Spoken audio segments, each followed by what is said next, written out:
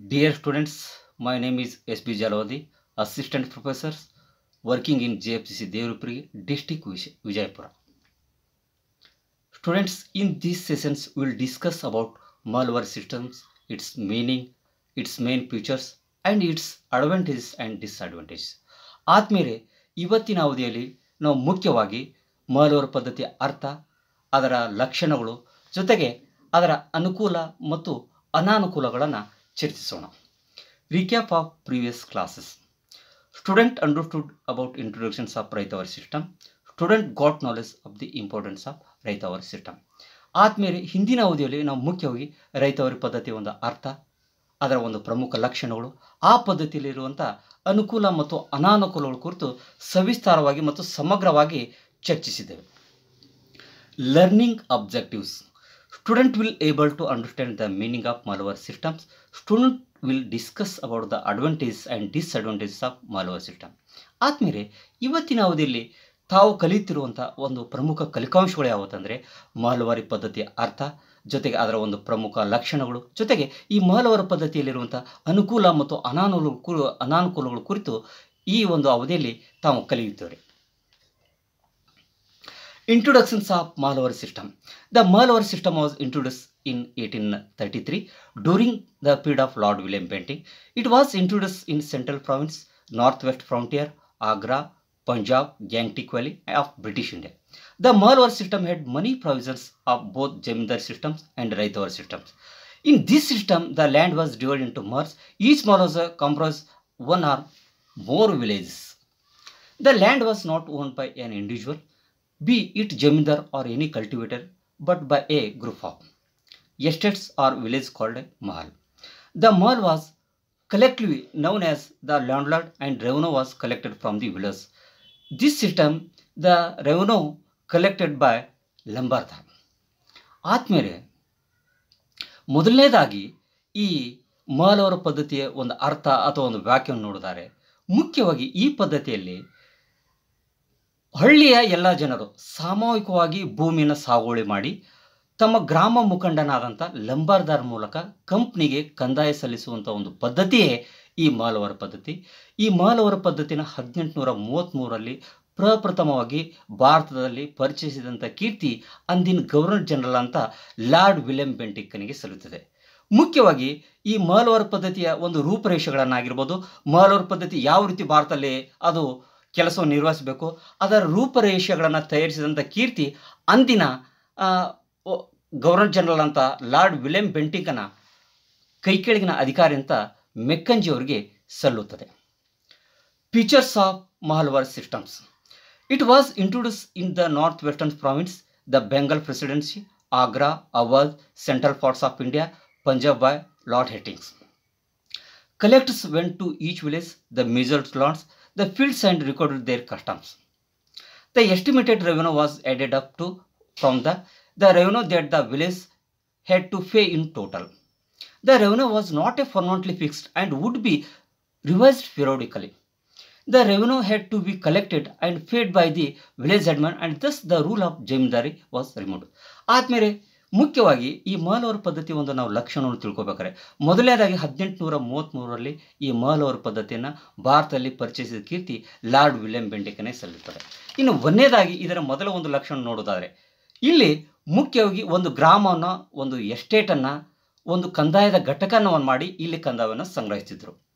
ಎರಡನೇ ಒಂದು ಪ್ರಮುಖವಾದಂಥ ಲಕ್ಷಣ ನೋಡಿದರೆ, ಈ ಒಂದು ಮಾಲ್ವಾರ್ ಪದ್ಧತಿ ಭಾರತದ ಯಾವ ಭಾಗದಲ್ಲಿ ಅದು ವಿಸ್ತಾರಗೊಂಡಿತ್ತು, ವ್ಯಾಪಿಸಿತು, ಪಸರಿಸಿತು ಅಂದರೆ ಮುಖ್ಯವಾಗಿ ಇದು ಪಂಜಾಬ್, ಆಗ್ರಾ, ಔಧ್, ಮಧ್ಯ ಪ್ರಾಂತ, ಜಮ್ಮು ಆ್ಯಂಡ್ ಕಾಶ್ಮೀರ್, ಸಿಂಧ್, ದೆಹಲಿ ಪ್ರದೇಶಗಳಲ್ಲಿ ಈ ಒಂದು ಮಾಲ್ವಾರ್ ಪದ್ಧತಿಯ ಒಂದು ಪ್ರದೇಶಗಳನ್ನು ನಾವು ನೋಡಲು ಸಾಧ್ಯವಾಗುತ್ತದೆ. ಇನ್ನು ಮೂರನೇ ಇದರ ಒಂದು ಪ್ರಮುಖ ಲಕ್ಷಣ ನೋಡುವುದಾದರೆ, ಈ ಒಂದು ಮಾಲ್ವಾರ್ ಪದ್ಧತಿಯಲ್ಲಿ ರೈತವಾರಿ ಪದ್ಧತಿಯ ಮತ್ತು ಜಮೀನ್ದಾರ ಪದ್ಧತಿ ಸಾಕಷ್ಟು ಉತ್ತಮ ಅಂಶಗಳನ್ನು ಕೂಡಿದ ಹಲವಾರು ಅಂಶಗಳು ಈ ಒಂದು ಮಾಲ್ವಾರ್ ಪದ್ಧತಿಯಲ್ಲಿ ನೋಡಬಹುದು. ಇನ್ನು ನಾಲ್ಕನೇ ಇದರ ಒಂದು ಪ್ರಮುಖ ಲಕ್ಷಣವನ್ನು ನೋಡಿದರೆ, ಈ ಒಂದು ಪದ್ಧತಿಯಲ್ಲಿ ರೈತ ನೇರವಾಗಿ ಮತ್ತು ಸಾಮೂಹಿಕವಾಗಿ ಬ್ರಿಟಿಷ್ ಸರ್ಕಾರಕ್ಕೆ ಅಥವಾ ಕಂಪ್ನಿಗೆ ಆತ ಹೊಣೆಗಾರನಾಗಿರುತ್ತಿದ್ದ. ಇನ್ನು ಐದನೇ ಒಂದು ಪ್ರಮುಖ ಲಕ್ಷಣ ನೋಡುವುದಾದರೆ, ಇಲ್ಲಿ ರೈತ ತನ್ನ ಒಟ್ಟು ಉತ್ಪನ್ನದ 10% ಬ್ರಿಟಿಷ್ ಸರ್ಕಾರಕ್ಕೆ ಸಲ್ಲಿಸುತ್ತಿದ್ದ. ಜೊತೆಗೆ ಇಲ್ಲಿ ಬ್ರಿಟಿಷ್ ಸರ್ಕಾರ ಅಥವಾ ಕಂಪ್ನಿ ತನ್ನ ಈ ಕಂದಾಯದ ಅವಧಿಯನ್ನು ಈ ರೈತರ ಜೊತೆಗೆ ಸುಮಾರು 30 ವರ್ಷಗಳ ಅವಧಿಗೆ ನಿಗದಿಪಡಿಸಿದರು. ಇನ್ನು ಕೊನೆಯದಾಗಿ ಇದರ ಒಂದು ಪ್ರಮುಖ ಲಕ್ಷಣ ಅಂದರೆ ಇಲ್ಲಿ ಕಂದಾಯವನ್ನು ಆಕರಣೆ ಮಾಡೋದಾಗಿರ್ಬೋದು ಅಥವಾ ಕಂದಾಯವನ್ನು ಸಂಗ್ರಹಿಸುವಂಥ ವ್ಯಕ್ತಿ ಲಂಬಾರ್ದಾರ. ಈತ ಈ ರೈತರಿಂದ ಅಥವಾ ಎಸ್ಟೇಟಿನಿಂದ ಅಥವಾ ಮೂಲದಿಂದ ಕಂದಾಯವನ್ನು ಸಂಗ್ರಹಣೆ ಮಾಡಿ ಅದನ್ನು ಬ್ರಿಟಿಷ್ ಸರ್ಕಾರಕ್ಕೆ ಸಲ್ಲಿಸುವಂಥ ಒಂದು ಕಾರ್ಯವನ್ನು ಆತ ನಿರ್ವಹಿಸ್ತಿದ್ದ. ಈಗ ಜಮೀನ್ದಾರಿ ಪದ್ಧತಿಯಲ್ಲಿರುವಂತೆ ಜಮೀನ್ದಾರ ಹೇಗೆ ಕಾರ್ಯವನ್ನು ನಿರ್ವಹಿಸ್ತಿದ್ದನು, ಇಲ್ಲಿ ಕೂಡ ಈ ಲಂಬರ್ದಾರ ರೈತರ ಮತ್ತು ಬ್ರಿಟಿಷ್ ಸರ್ಕಾರ ನಡಬರ್ಕೆ ಮಧ್ಯವರ್ತಿಯಾಗಿ ಕಾರ್ಯನಿರ್ವಹಿಸ್ತಿದ್ದ. ಇಲ್ಲಿ ಆತ 80% ಬ್ರಿಟಿಷ್ ಸರ್ಕಾರಕ್ಕೆ, 20% ತನ್ನ ವೇತನವಾಗಿ ತನ್ನ ಉಪಜೀವನಕ್ಕೆ ಆತ ಇಟ್ಟುಕೊಳ್ಳುತ್ತಿದ್ದ. ಇವು ಇದರ ಒಂದು ಪ್ರಮುಖ ಲಕ್ಷಣ ಹೊತ್ತು ತಿಳಿದುಕೊಳ್ಬೋದು ವಿದ್ಯಾರ್ಥಿಗಳೇ. Advantages of Malware systems. First advantage of malware system, the income of government was stabilized. Second advantage of there was a fixed amount of land revenue generated. Third advantage of malware system, the revenue system was quicker and efficient. ಮುಖ್ಯವಾಗಿ ಈ malware ಪದ್ಧತಿಯ ಒಂದು ಗುಣಗಳು, ಒಂದು ಅನುಕೂಲಗಳನ್ನು ನೋಡುತ್ತಾರೆ. ಮುಖ್ಯವಾಗಿ ಈ ಪದ್ಧತಿಯಲ್ಲಿ ಬ್ರಿಟಿಷ್ ಸರ್ಕಾರಕ್ಕೆ ಒಂದು ಸ್ಥಿರ ಮತ್ತು ನಿಗದಿತ ಕಂದಾಯ ಬ್ರಿಟಿಷ್ ಸರ್ಕಾರಕ್ಕೆ ಸಲ್ಲುವಂತಾಯಿತು. ಇನ್ನು ಎರಡನೇ ಇದರ ಒಂದು ಅನುಕೂಲವನ್ನು ನೋಡುತ್ತಾರೆ. ರೈತರು ಒಂದು ಸಾಮೂಹಿಕವಾಗಿ ಸಾಗುವಳಿಯನ್ನು ಮಾಡಿದ್ದರಿಂದ ಇಲ್ಲಿ ಪ್ರತಿ ವರ್ಷ ಈ ಭೂಮಿಯ ಆದಾಯ ಅಥವಾ ಎಸ್ಟೇಟಿನ ಆದಾಯ ಹೆಚ್ಚಾಗತೊಡಗಿತು. ಇನ್ನು ಮೂರನೇ ಇದರ ಒಂದು ಅನುಕೂಲವನ್ನು ನೋಡುವುದಾದರೆ, ರೈತ ಇಲ್ಲಿ ಸಾಕಷ್ಟು ಬಂಜರು ಭೂಮಿಯನ್ನು ಸಾಗುವಳಿಗೆ ಒಳಪಡಿಸುವುದರಿಂದ ಮುಖ್ಯವಾಗಿ ಪ್ರತಿ ವರ್ಷ ಉತ್ಪಾದನೆಯ ಒಂದು ಆದಾಯ ಹೆಚ್ಚಾಗತೊಡಗಿತು.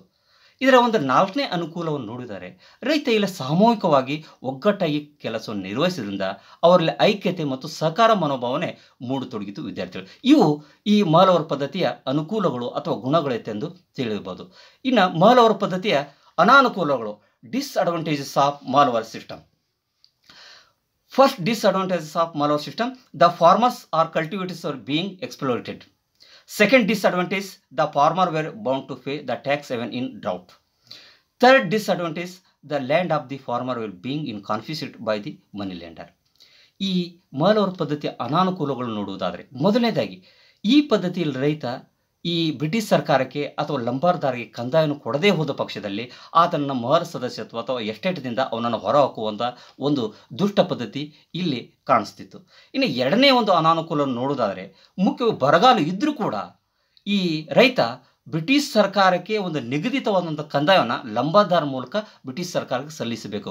ಒಂದು ವೇಳೆ ಕೊಡದೇ ಇದ್ದರೆ ಈ ಲಂಬಾರ್ದಾರ ಸಾಕಷ್ಟು ಒಂದು ಕಿರುಕುಳನ ರೈತರಿಗೆ ಕೊಡುತ್ತಿದ್ದ. ಇನ್ನು ಮೂರನೇ ಇದರ ಒಂದು ಅನಾನುಕೂಲವನ್ನು ನೋಡುವುದಾದರೆ ಅಥವಾ ಇದರ ಒಂದು ಡಿಸ್ಅಡ್ವಾಂಟೇಜಸ್ ನೋಡುವುದಾದರೆ, ಮುಖ್ಯವಾಗಿ ಇಲ್ಲಿ ರೈತ ತನ್ನ ಒಟ್ಟು ಉತ್ಪನ್ನದ ಅಥವಾ ತನ್ನ ಒಟ್ಟು ಆದಾಯದ 10% ಬ್ರಿಟಿಷ್ ಸರ್ಕಾರಕ್ಕೆ ಸಲ್ಲಿಸುವುದರಿಂದ ಅವನ ಒಂದು ಆದಾಯದ ಒಂದು ಜೀವನಕ್ಕೆ ಅಥವಾ ಅವನ ಏಳಿಗೆ ಅಥವಾ ಪ್ರಗತಿಗೆ ಇದು ತೊಡ್ಕೊಂಡು ಹೋಗ್ತಾಯಿತ್ತು ತಿಳಿಯಬಹುದು ವಿದ್ಯಾರ್ಥಿಗಳೇ. Conclusions of malware systems. Malware system, one of the three main revenue systems of land tenure in British India, the other two being Jamindars and the Raitwari. If a Jamindar held the whole estates, the settlement was with him, the other was payment was accepted from individual cultivars. ಮುಖ್ಯವಾಗಿ ಈ ರೈತವಾರಿ ಪದ್ಧತಿ ಮತ್ತು ಜಮೀನ್ದಾರಿ ಪದ್ಧತಿಗೆ ಹೋಲಿಕೆ ಮಾಡಲಾಗಿ ಈ ಪದ್ಧತಿಯಲ್ಲಿ ಸಾಕಷ್ಟು ಒಂದು ಬದಲಾವಣೆಗಳನ್ನು, ಸಾಕಷ್ಟು ಹೊಸ ವಿಚಾರಗಳನ್ನು ಇಲ್ಲಿ ಅಳವಡಿಸಿದ್ರು ಕೂಡ ಇಲ್ಲಿ ಕೂಡ ಭಾರತೀಯ ರೈತ ಬ್ರಿಟಿಷ್ ಸರ್ಕಾರದಿಂದ ಅಥವಾ ಕಂಪ್ನಿಯಿಂದ ಕಂದಾಯದ ಕಿರುಗಳನ್ನು ತಪ್ಪಿಸಿಕೊಳ್ಳಲು ಸಾಧ್ಯವಾಗಲಿಲ್ಲ ವಿದ್ಯಾರ್ಥಿಗಳು. ಮುಖ್ಯವಾಗಿ ಇವತ್ತಿನ ಅವಧಿಯ ಒಂದು ಕಲಿಕೆಗೆ ಅಥವಾ ತರಗತಿಗೆ ನಾನು ವಿಷಯಕ್ಕೆ ಬಳಸಿಕೊಂಡಂಥ ಆಕರ ಗ್ರಂಥಗಳು ಯಾವತ್ತಂದರೆ ಸುಮಿತ್ ಸರ್ಕಾರ್ ಅವರ ಮಾಡರ್ನ್ ಇಂಡಿಯಾ, ಜೊತೆಗೆ ಈ ಎಲ್ ಪಿ ಶರ್ಮಾ ಅವರ ಮಾಡರ್ನ್ ಇಂಡಿಯಾ ಗ್ರಂಥಗಳನ್ನು ನಾನು ಬಳಸಿದ್ದೇನೆ. ಆದಮೇಲೆ ಇಲ್ಲಿಗೆ ಯಾವುದೇನು ಮುಕ್ತಾಯ ಮಾಡೋಣ. ಧನ್ಯವಾದಗಳು.